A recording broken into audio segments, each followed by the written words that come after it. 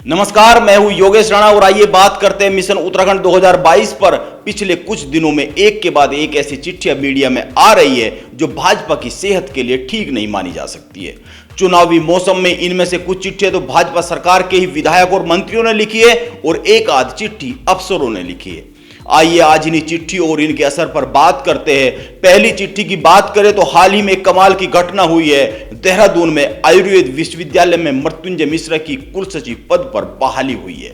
यह बहाली बड़े विवादों में आ गई है। विजिलेंस ने शासन को एक चिट्ठी लिखी है जिसको लेकर एबीपी के वरिष्ठ पत्रकार अजीत राठी ने एक खबर छापी है। इसके अनुसार विजिलेंस ने अपने पत्र में कहा है कि आयुर्वेद विश्वविद्यालय के कुलसचिव पद पर मृत्युंजय मिश्रा की पोस्टिंग उचित नहीं है, क्योंकि मिश्रा के खिलाफ जांच के बाद केस अदालत में ट्रायल पर है। इस मुकदमे में गवाह भी आयुर्वेद विश्वविद्यालय के अधिकारी है।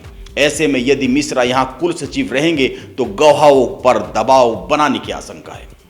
पहले ये समझ लेते हैं कि यह पूरा मामला क्या है, इसके बाद दूसरी चिट्ठी की बात करेंगे। दरअसल इस पूरे मामले को 5 पॉइंट में समझा जा सकता है। नंबर 1, विश्वविद्यालय के कुलपति डॉक्टर सुनील जोशी ने मृत्युंजय मिश्रा को कुलसचिव पद पर ज्वाइनिंग नहीं दी। नंबर 2, सुनील जोशी ने मुख्यमंत्री और राज्यपाल को एक पत्र लिख दिया है जिसमें मृत्युंजय मिश्रा की बहाली पर पुनर्विचार करने की गुजारिश की गई है। नंबर 3, बगैर कुलपति सुनील जोशी की अनुमति के मृत्युंजय मिश्रा ने ज्वाइनिंग ले ली और रजिस्ट्रार कक्ष में अफसरों के साथ मीटिंग भी कर ली। इसके बाद जो हुआ उस पर ध्यान देने की जरूरत है। नंबर 4, जैसे ही मृत्युंजय मिश्रा ने ज्वाइनिंग ली उनके ऑफिस में विजिलेंस की टीम पहुंच गई। एसएसपी विजिलेंस धीरेन्द्र गुंजियाल ने मीडिया को बताया कि मृत्युंजय मिश्रा पर आय से अधिक संपत्ति का मामला है। उनको कुछ दिन पूर्व भी जमानत मिली है। उनसे 2 घंटे लंबी पूछताछ की गई है और कुछ दस्तावेज देकर जवाब मांगा गया है। नंबर 5, यह समझना जरूरी है कि मृत्युंजय मिश्रा पर आरोप क्या है और विजिलेंस क्यों कह रही है कि वो गवाहों को प्रभावित कर सकते हैं और ये गवाह कौन है।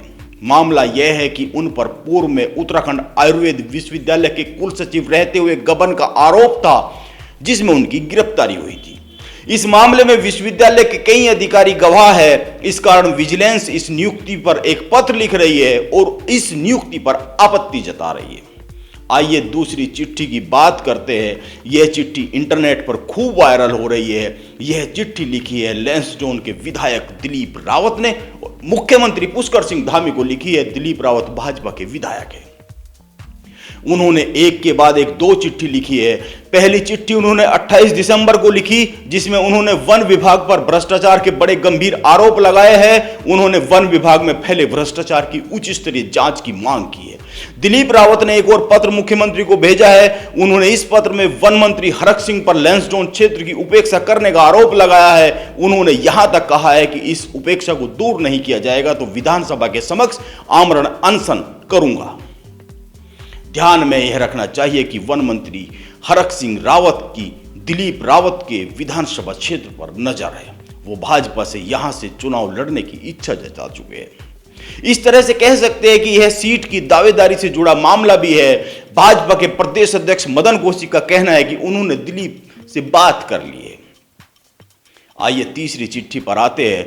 तीसरी चिट्ठी की बात करें तो यह भी कुछ दिन पहले मीडिया में आई थी और हरक सिंह रावत के विभाग से ही जुड़ी हुई थी।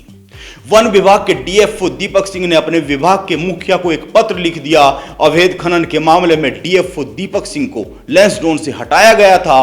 उन्होंने तमाम गंभीर आरोप लगाते हुए खुद को निर्दोष बताया और यहां तक कहा कि राजनीतिक हस्तक्षेप उनसे गलत काम कराना चाह रहा था। दीपक सिंह के पत्र के अनुसार उन पर करीब 2.5 करोड़ रुपए गलत तरीके से जारी करने का दबाव बनाया जा रहा था जिसको उन्होंने नहीं माना। ध्यान में यह रखना चाहिए कि यह भी हरक सिंह के विभाग से जुड़ा हुआ मामला है और हरक सिंह ने इस पर कहा है कि जब किसी को इस तरह हटाया जाता है तो वो अपने बचाव में कुछ तो कहता ही है।